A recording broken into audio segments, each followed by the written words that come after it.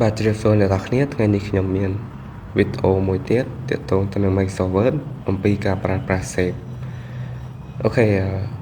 ដើម្បីប្រើប្រាស់ Save បានពេលដែលយើងបើក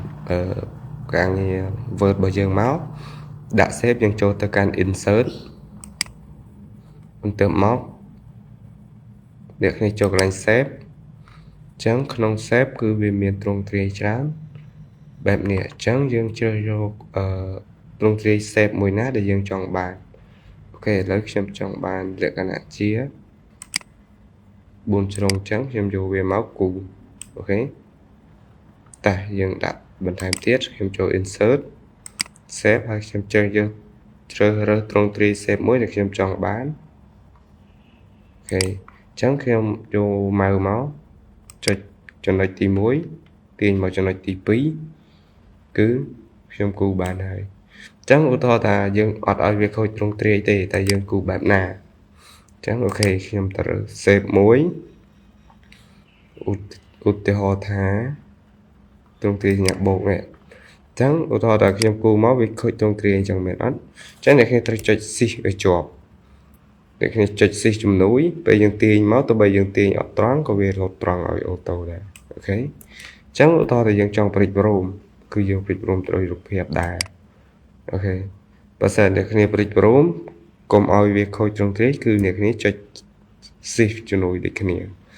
អូខេអញ្ចឹងគឺយើងអាចដាក់ save បានហើយអញ្ចឹងក្នុង save ហ្នឹងឧទាហរណ៍ថាពណ៌ default របស់វាគឺវា load ពណ៌ដំបូងវាឲ្យយើងឃើញគឺពណ៌បែបនេះករណីយើងចង់ដូរពណ៌តែយើងធ្វើម៉េចអូខេខ្ញុំចង់ដាក់ពណ៌នេះទៅពណ៌ផ្សេងអញ្ចឹងខ្ញុំចុចលើ save មួយនេះមកខ្ញុំចូលកន្លែង save format អញ្ចឹងកន្លែងនេះវាមាន save file save outline ហើយនិង effect អញ្ចឹងទៅអញ្ចឹងអូខេ save file នេះគឺសំដៅទៅលើផ្ទៃតែយើងចង់ប្រើពណ៌អីផ្ទៃពណ៌អីអូខេ file របស់វាឬក៏ផ្ទៃពណ៌អីដែលយើងចង់បាន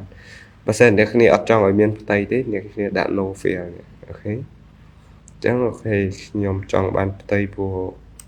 ទ្រុយចេកនេះហើយមួយទៀតខ្ញុំចូល save format កន្លែង save outline ត្រង់កន្លែងនេះតើតងទៅនឹងបន្ទាត់គីន save outline របស់វាអូខេខ្ញុំយកពណ៌ទៅក្រូចហើយខ្ញុំចូលម្ដងទៀតខ្ញុំលេង style របស់វារៀងកម្រាស់ width វាខ្ញុំលេងធំបន្តិច